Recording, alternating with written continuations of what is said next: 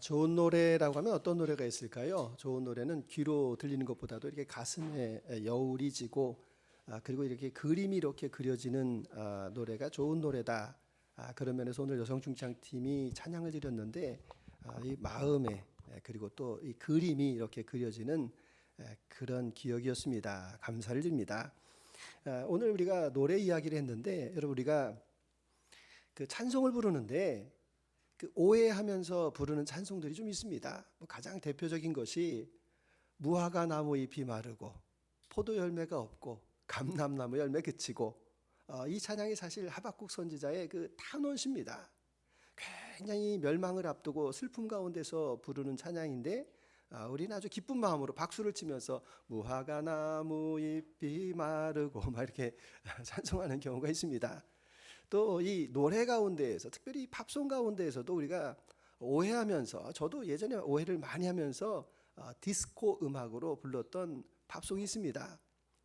여러분 뭐 음이 좀 맞으려나 모르겠는데 By the rivers of Babylon there is a town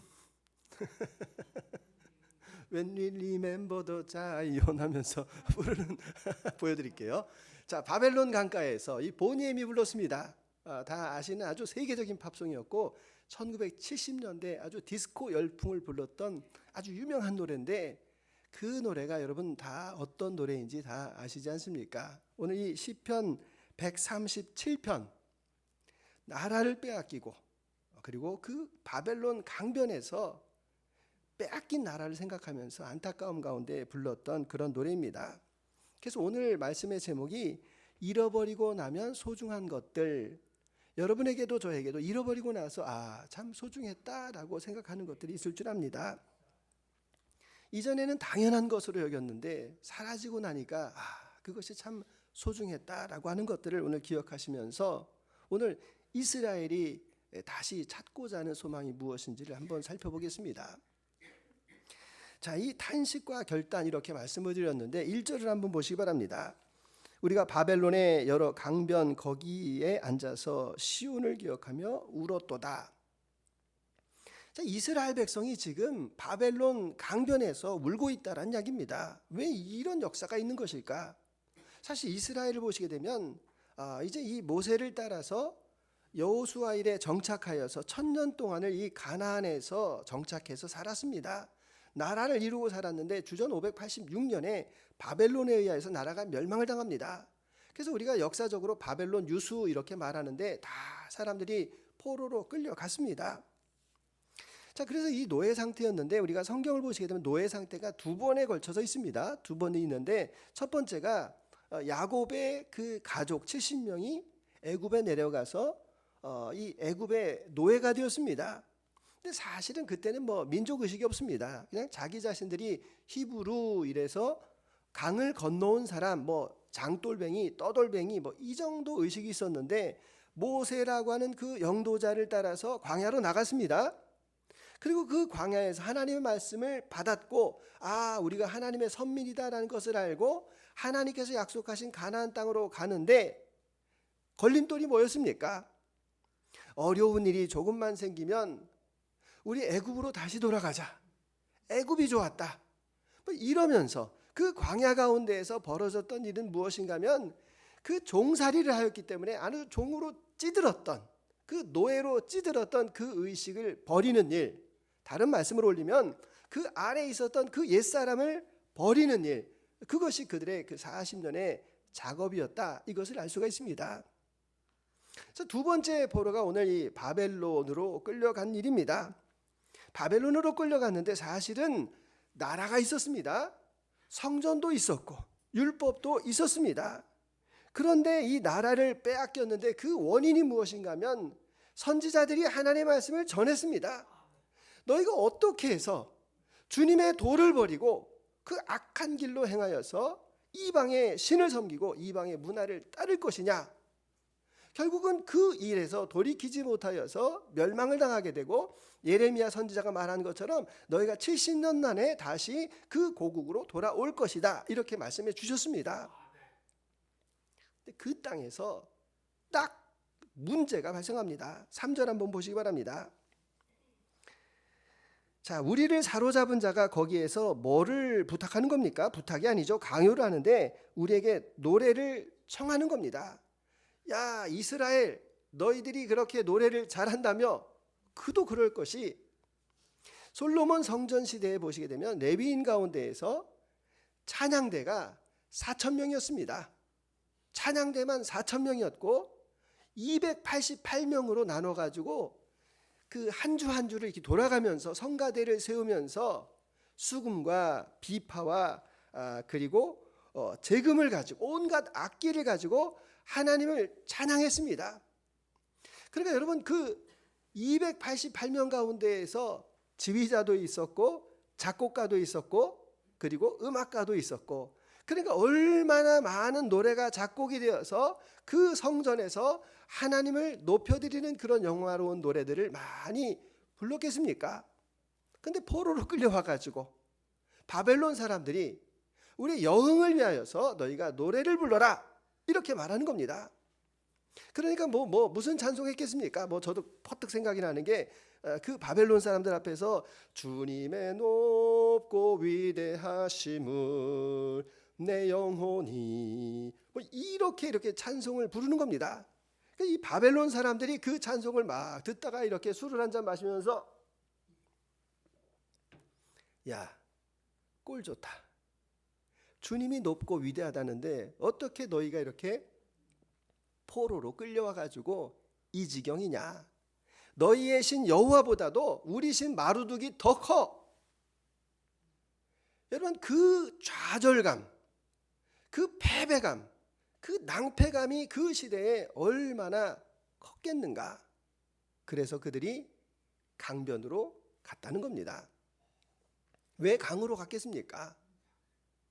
다른 곳에서는 모일 수가 없으니까, 집회를 할 수가 없으니까 강으로 간 겁니다. 그래서 그 강에서 성전도 없이 드렸던 그 예배가 너무너무 중요한 이스라엘의 유산이 됩니다. 나중에 이 사도 바울이 선교행을 떠나서 유럽의 처음 성 빌립보에 가가지고, 사도 바울은 항상 유대인들이 모여있는 회당을 찾았는데 회당이 없으면 어디로 가는 겁니까? 강가로 갑니다. 왜냐하면 강가에 유대인들이 모여서 예배를 드리니까.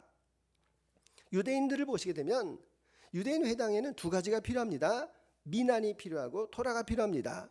미난이라고 말하는 것은 유대인들이 이렇게 기도문, 아침 기도문, 그 다음에 아픈 자를 위한 기도문, 이렇게 기도문을 쭉 읽지 않습니까? 그리고 토라의 말씀, 모세오경의 말씀을 읽는데 10명이 필요합니다. 10명이 기준이 돼야지 그곳을 회당으로 이렇게 인정하는데, 그 기원이 어디에서 유래가 되는가 하면 바로 이 바벨론에 있었던 그 강가에서부터 이 회당이 유래가 되었다. 이것을 우리가 알 수가 있습니다. 그리고 또 왜 강가에 모였을까? 여러분 잘 생각해 보시게 되면 그 강이라고 하는 것이 가져다주는 큰 의미가 있습니다. 그것은 바로 유대인들이 그 강에서 세례를 받았습니다. 그리고 그 강에서 죄를 씻고 하나님 앞에 경건하게 살기를 다짐하였던 그 결단과 그 믿음의 장소가 바로 강가였다. 이것을 우리에게 말씀해 줍니다. 그러니까 여러분, 우리가 하나님 앞에 지켜야 될 것이 있는데 그것을 지키지 못할 때 얼마나 많은 수치가 임합니까? 우리가 사사기 16장의 말씀을 보시게 되면 그 힘이 좋은 삼손이 들릴라라고 하는 그 여인의 유혹에 빠져가지고 머리가 다 깎인 채 다곤 신전이 있는 블레셋으로 끌려갑니다. 그리고 거기에서 조롱거리가 되는데, 그 나라를 대표하고 있는 그 사사 삼손이 그 조롱거리로 변화했을 때 그가 하나님 앞에 기도하지 않습니까? 하나님, 나에게 마지막 기회를 주셔서 내 이 수치를 면하게 해달라고. 그리고 그가 다시 힘이 솟아서 그 두 기둥을 껴안고 죽었을 때에 죽어서 죽인 자가 살아서 죽인 자보다도 훨씬 더 많았다. 이렇게 사사기에서 우리에게 말씀해 주고 있습니다. 그러니까 여러분, 우리에게도 동일합니다. 우리가 지켜야 될 때가 있습니다. 우리가 지켜야 될 때 지키지 못하면 그 수치가 우리에게 임하고 있다. 이것을 말씀해 줍니다. 그래서 이 사람들은 거기에서 모여서 무엇을 했겠습니까? 노래를 부를 것인가 말 것인가? 여러분 같으면 어떻게 하시겠습니까? 노래를 부르면 살 수 있습니다. 그런데 노래를 부르면 하나님 앞에 불경한 것, 하나님을 모욕하는 일이 됩니다. 그런데 부르지 않으면 살 수는 있습니다. 살 수는 없습니다.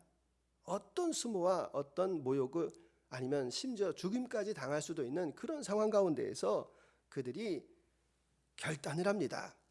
생과 사의 갈림길 가운데에서 그들이 결단한 것은 우리는 노래를 부를 수가 없다였습니다. 그래서 2절에 그 수금을 버드나무에 걸었다 이렇게 말합니다. 여러분, 이 버드나무에 걸었다라고 하는 의미를 잘 살펴보시게 되면 유대인들에게는 신명기 말씀 가운데에서 나무에 달린 자마다 저주를 받은 자, 나무에 달렸다라고 하는 것은 저주라는 말입니다. 그러니까 우리가 이 수금은 이제 이 바벨론에서 절대로 우리가 부르지 않겠다라고 그들이 결단하였다, 이것을 볼 수가 있습니다. 여러분, 우리가 이 일을 이렇게 쭉 보시면서 어떤 생각이 드십니까? 사실 우리가 살아가고 있는 이 시대 가운데서도 믿지 않는 사람의, 그리고 거대해진 그 세상 가운데 우리에게 요구하는 것들이 있다는 겁니다. 세상의 쾌락을 위하여서 하나님의 것을 우리가 쓸 수 없다라는 그러한 마음도 들기도 하고, 그리고 우리에게 어떤 그 믿음의 결단이 있는데 그 결단이 세상과 부딪힐 때 그것을 감수할 수 있는 그 순교자적인 마음이 우리에게 필요하다라는 것을 깨닫습니다. 여러분, 우리가 잘 생각해 보시게 되면 어떤 사람이 자기의 그 정의를 위해서, 그리고 자기의 공의를 위해서, 하나님의 가르침을 위해서 그가 결단했습니다. 그런데 그게 세상의 압력에 의하여서 뭉개지고 꺾여지고 그리고 흔적 없이 사라질 때가 있습니다. 근데 중요한 것이 있는데, 그 다음 사람이, 똑같은 믿음을 가지고 있는 사람이 똑같이 나는 하나님의 공의와 정의를 위해서 무릎을 꿇을 수가 없습니다 라고 계속해서 그것을 원칙을 지켜간다라고 한다면, 여러분, 그것은 그 나라의 문화가 될 수가 있습니다. 그런 면에서 저의 마음 가운데 참 안타까운 것이 있는데, 그것은 무엇인가 하면, 여러분, 우리가 조금만 거슬러 올라가면 우리에게는 아주 좋은 전통이 있었습니다. 주일 성수, 여러분 기억하시지 않습니까? 우리가 코로나 전만 해도 이 주일 성수에 우리가 정말 목숨을 주일 성수를 정말 열심히 잘 지키려고 하였었던 한국교회의 아름다운 전통이 있습니다. 또 주초 문제가 있지 않습니까? 술과 담배 문제.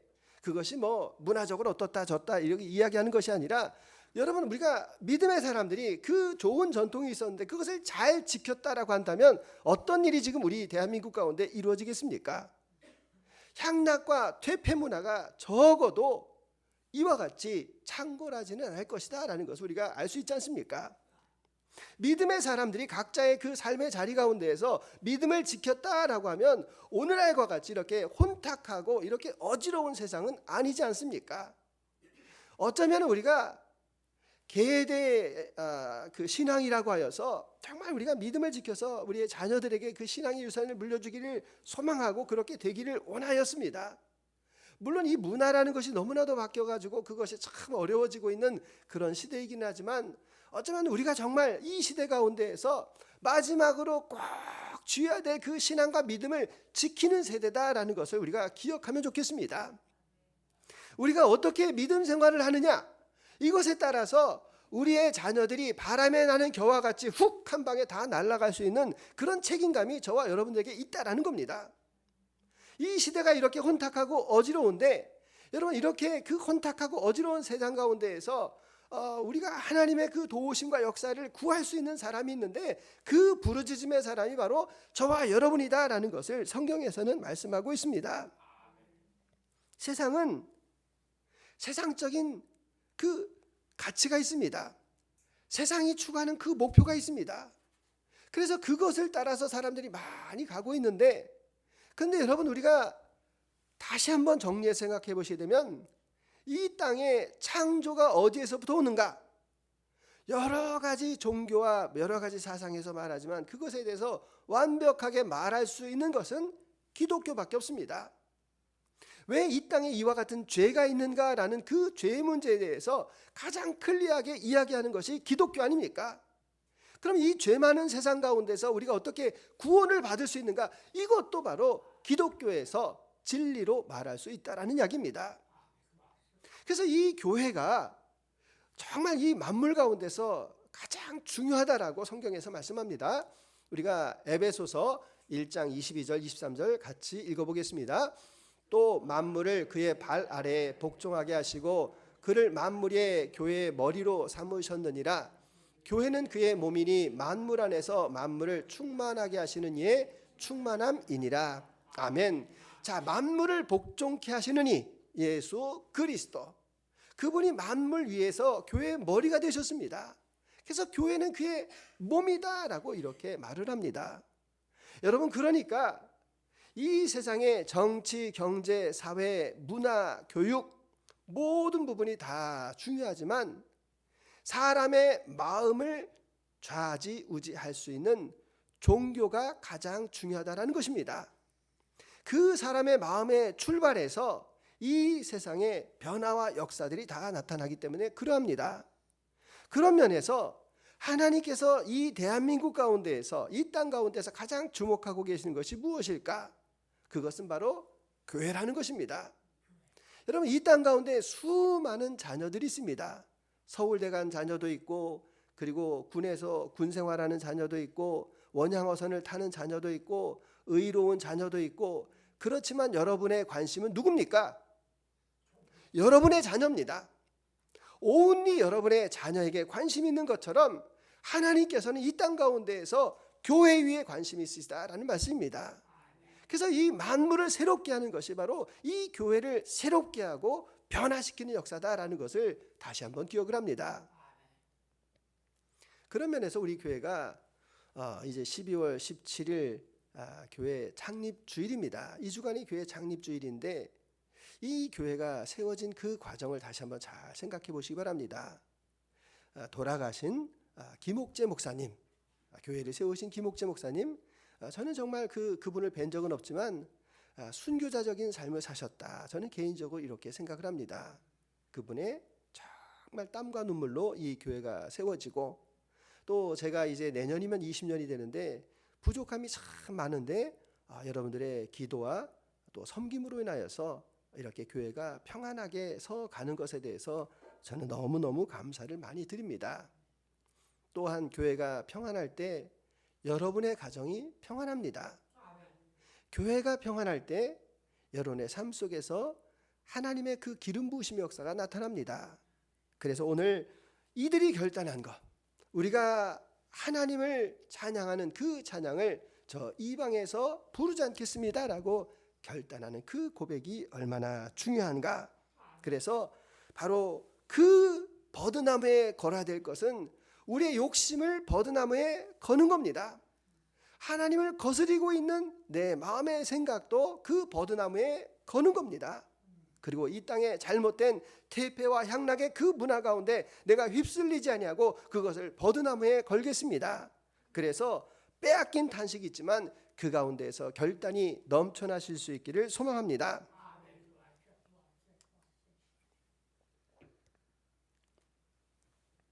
우리가 살아가다가 보면 빼앗겼을 때 참 어려운 것들이 있습니다. 저도 곰곰하게 생각해 봤는데 뭐 여러 가지 기억이 있지만 제 개인적으로 혼자서 충격을 받은 일이 있습니다. 어금니를 뺐을 때 치과에서 그 어금니를 발치를 하는데 야, 진짜 이제 내가 늙는구나 이런 생각을 저 혼자 했습니다. 근데 아쉬운 것은 잠깐이고 그 다음에 저를 기다리고 있는 것은 임플란트가 저를 기다리고 있어서 지금 그냥 잘 살고 있습니다. 배우자가 돌아가셨습니다. 제 주변에 배우자가 돌아가신 분이 계신데 배우자가 돌아가서 집에 무서워가지고 집에 못 있겠다는 겁니다. 자녀가 와가지고 그 집에서 이렇게 같이 지냈는데, 근데 결론은 무엇인가 하면 산 사람은 살더라는 겁니다. 그러니까 여러분, 우리가 어떤 슬픔이 있는데 그 슬픔 가운데에서, 그 슬픔 속에서 묻어가는 삶을 살 수 있지만 그 가운데에서도 소망을 품을 수가 있습니다. 우리 이스라엘 역사를 보면 참 재미있는 게 한 가지가 있습니다. 한마디로 얘기하면 살만하면 죄짓고 죽을 만하면 돌아오고, 이스라엘에서 아브라함과 모세 시대에 보게 되면 하나님 중심의 신앙으로 이렇게 발전을 합니다. 그런데 포로가 되고 나라가 망했을 때에는 하나님 중심이기보다는 유대교 중심으로 바뀌어가고 있는 것을 보게 됩니다. 그러니까 이스라엘이 독립되어서 자기 왕국을 건설할 때는 순수함을 점점 잃어가는 그런 것들을 볼 수가 있고, 외세가 침입하여서 나라가 망했을 때, 국운이 떨어졌을 때는 율법에 대해서 다시 순종하고 그리고 하나님을 경외하는 그런 신앙이 높아지더라. 이게 바로 역사 가운데 나타난 이야기입니다.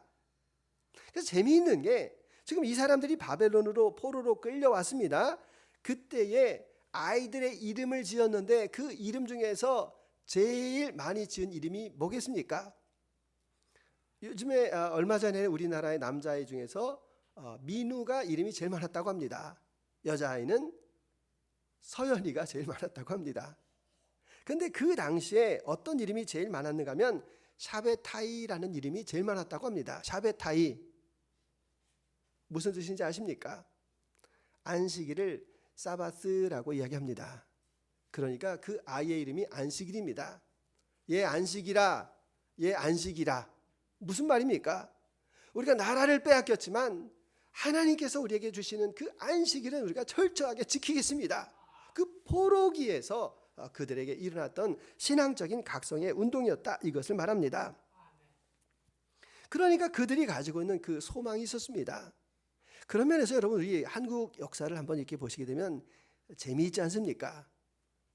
일제, 조선이 망하고 일제 침략을 당하고 6.25가 있었고, 근데 우리가 지금 이렇게 딱 뒤돌아서 보니까 선진국이 되어 있습니다. K컬처라고 합니다. 여러분, 왜 이런 일이 벌어졌겠습니까? 뭐 여러 가지를 이야기할 수 있는데 저는 개인적으로 이승만 대통령의 1950년에 있었던 농지 개혁이다, 이렇게 생각합니다.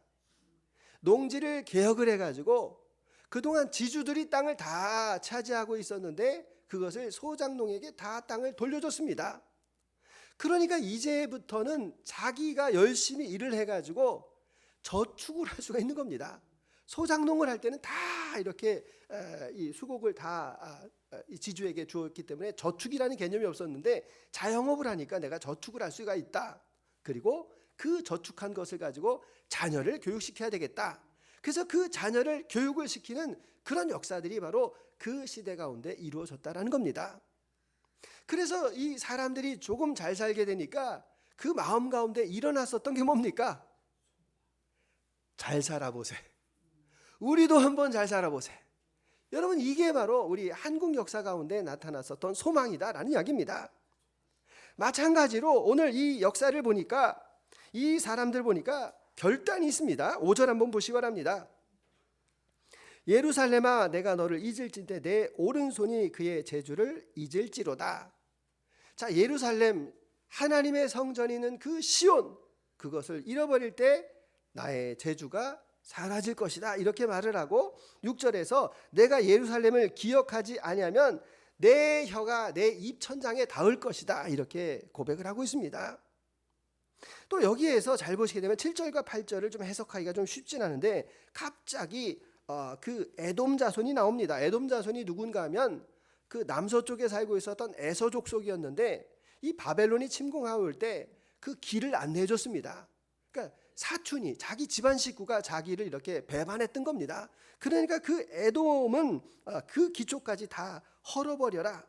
그리고 8절에서 이 바벨론 그 땅에게 우리가 행한 대로 갚는 자는 복이 있다. 그리고 좀 끔찍하게 9절에 그 바벨론의 어린 것들을 바위에 맺히는 자는 복이 있으리라. 야, 성경이 참 좀 그렇죠?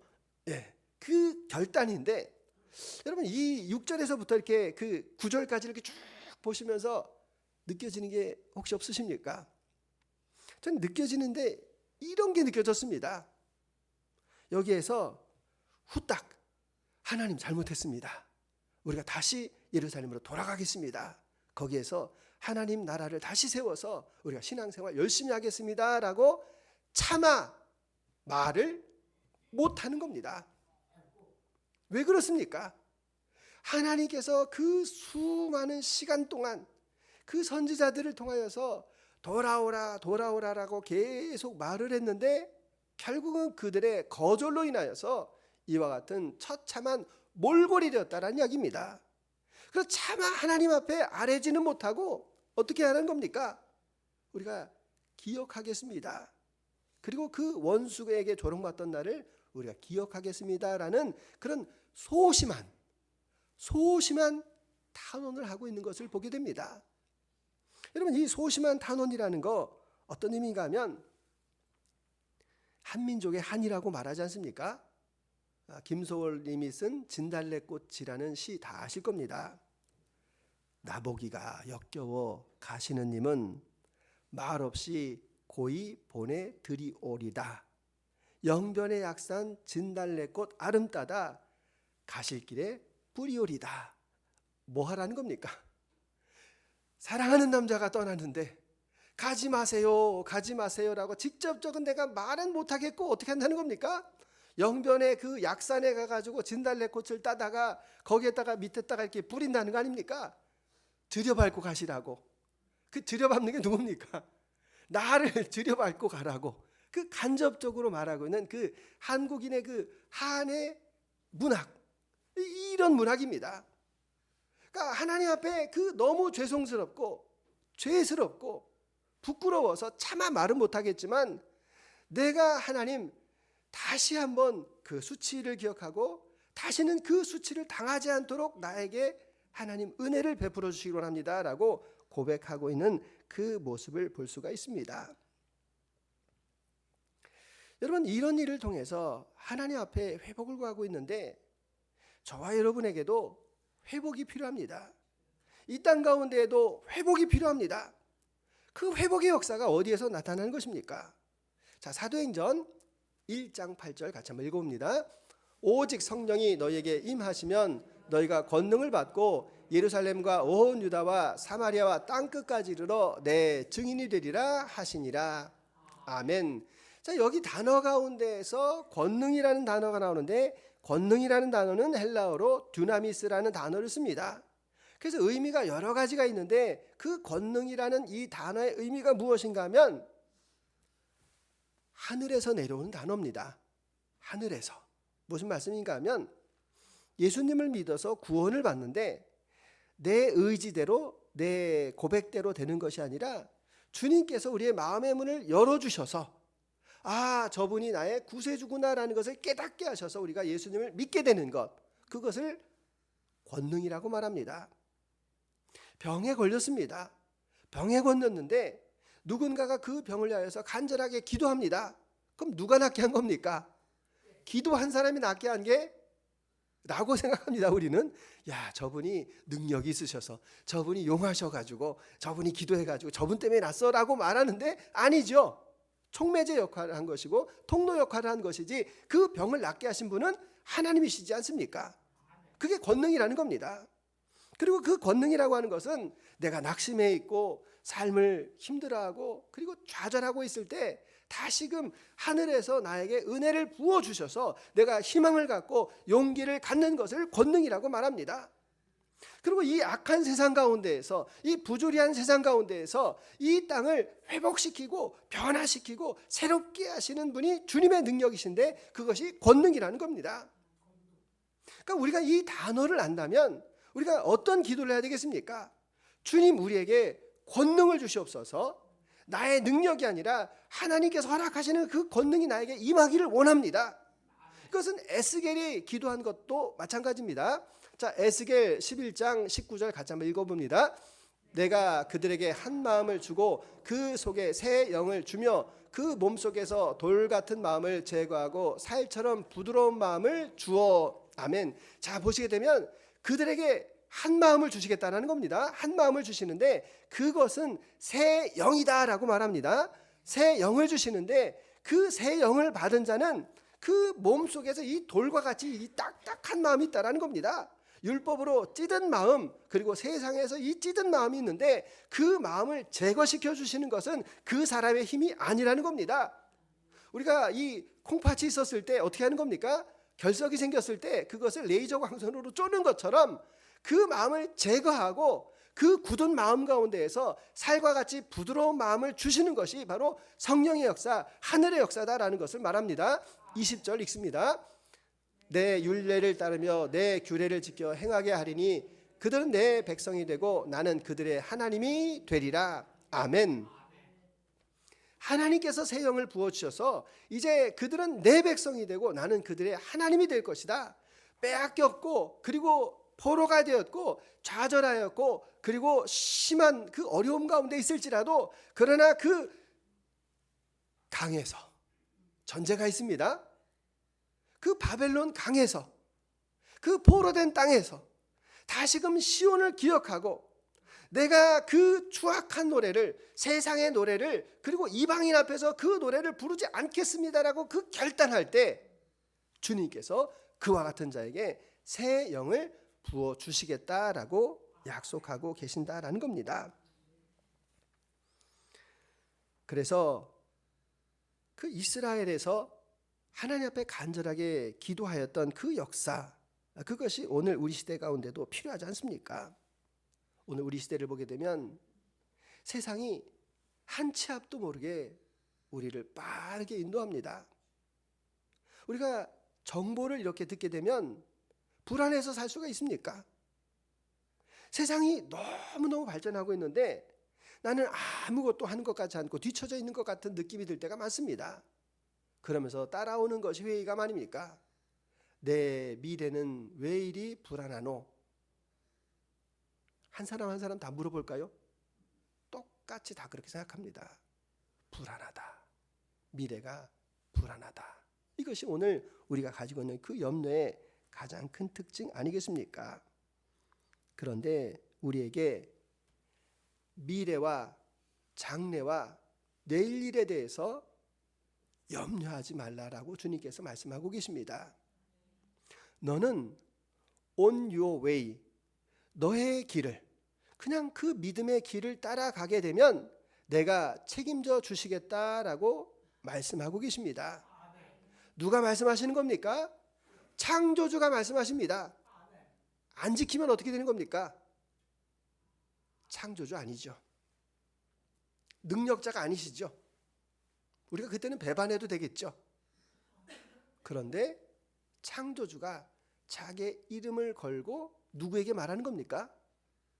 사랑하는 자들에게 전해주시는 말씀이다라는 겁니다. 그분의 이름을 걸고 하시는 그 말씀이 내일 일에 대해서 염려하지 말라. 내일은 내일이 염려하게 할 것이고 너는 무엇을 하라는 것이십니까? 오늘 너에게 있는 것으로 족한 줄 알라라고 말씀하고 계시다라는 겁니다. 그래서 우리는 무엇을 구하는 것입니까? 주님 나에게 권능을 허락해 달라고 우리가 기도해야 되지 않겠습니까? 내 스스로의 힘이 아니라 하늘로부터 내려오는 주님께서 우리에게 전하여 주시는 주님의 그 능력이 나에게 임하기를 원합니다. 내 힘으로 살아가는 것이 아니라 주님의 능력을 의지해서 덧입어서 살아가기를 원합니다. 내 능력으로 사업을 하는 것이 아니라 주님의 도우심 가운데 그 사업이 이루어지기를 원합니다. 나의 목회가, 우리의 목회가 주님 내 목회자의 역량으로 하는 것이 아니라 주님께서 이 교회 위에 부어주시는 그 은혜로 감당하기를 원합니다. 우리의 자녀들이 가는 길이 있는데 그 자녀들이 자기의 그 능력과 자기의 실력을 가지고 살아가는 것이 아니라 하나님의 그 도우심 아래서 하나님의 그 권능의 날개 아래서 살아가기를 원합니다라고 우리가 기도하는 것이 필요하지 않겠습니까? 그럴 때 우리의 슬픔 위에 소망이 임하게 되는 것입니다. 우리가 성탄을 맞이하고 있습니다. 아기의 예수의 오심이 전형적인 그런 모습 아닙니까? 탄식 가운데 있고 절망 가운데 있고 그리고 예수님 시대의 실업자가 그렇게 넘쳐나고 먹을 것이 없었고 그리고 나라도 없었고 그리고 처참한 그 삶 속에서 예수님께서 그 땅에 오셨다라는 사실입니다. 그분의 오심을 통하여서 바로 그것을 깨닫고 그 주님 앞에 경배하는 자에게 주님께서 새로운 길들을 열어주셨습니다. 오늘 동일합니다. 바벨론 강가에서 그 보통 어린 삶 가운데에서 시온을 기억하며 그 강가에서 그 버드나무에 그 수금을 거는 자들에게 주님께서 약속하시는 그 소망의 말씀들이 있습니다. 오늘 우리에게도 동일합니다. 우리를 둘러싸고 있는 이 세상보다도 세상을 창조하신 그 하나님의 능력이 더 크시다라는 것을 믿는 자에게 주님께서 권능을 허락해 주십니다. 세상에 요구가 있는데 그 선악과의 요구를 나는 선악과의 근처에 가지도 않겠습니다. 그 선악과가 올 때 나는 거절하겠습니다라고 하는 그 결단을 가진 자에게 주님께서 임하신다라는 말씀입니다. 그럴 때 주님께서 우리를 다시 살리시고 회복시켜 주실 것을 말씀하고 있습니다. 그래서 우리는 한 주간을 살아갑니다. 이 한 주간 가운데에서 우리에게 가장 중요한 것이 무엇이겠습니까? 그것은 이 세상에는 교회를 조롱하는 말들이 너무나 많이 있습니다. 여러분, 교회를 조롱하는 말에 동조 안 하셨으면 좋겠습니다. 동조하시지 않기를 바랍니다. 그래도 교회입니다. 그래도 역사는 교회를 통하여서 하나님의 역사가 흘러간다라는 것을 우리가 굳게 결단하셨으면 좋겠습니다. 그래서 내 힘과 내 능력으로 살아가는 것이 아니라 하늘에서 내려주신 그 은혜를 덧입어서 살아가기를 원합니다. 내 환경은 지금 슬픔 가운데 있을지라도, 이 억압 가운데 있을지라도, 억눌림 가운데 있을지라도, 그러나 주님께서 나에게 오셔서 손을 들고 주님 앞에 구하는 자에게 주시는 그 능력과 은혜가 오늘 나의 삶 속에, 나의 재정 위에, 나의 건강 위에, 나의 자녀 위에, 나의 믿음 위에, 나의 그 가는 장래 일에 주님께서 함께 하실 것을 나는 믿습니다. 그 결단으로 살아가시는 저와 여러분들의 한날 되실 수 있기를 소망합니다. 주님 감사합니다. 잃어버리고 나면 소중한 것들이 너무나도 많이 있습니다. 그러나 우리 자신의 마음을 다시 한번 돌아보기를 원합니다. 내 마음 가운데 있어야 될 것들이 얼마나 빼앗겼는지를 다시 한번 기억하게 하셔서 주님, 주의 권능으로 다시 찾아오게 하여 주시옵소서. 주의 권능으로 주의 능력과 은혜를 누리며 살게 하여 주시옵소서. 오늘도 주님께서 우리와 함께 하시고 우리를 지키시고 인도하심을 굳게 믿사옵고 존귀하신 예수 그리스도의 이름으로 기도드립니다. 아멘.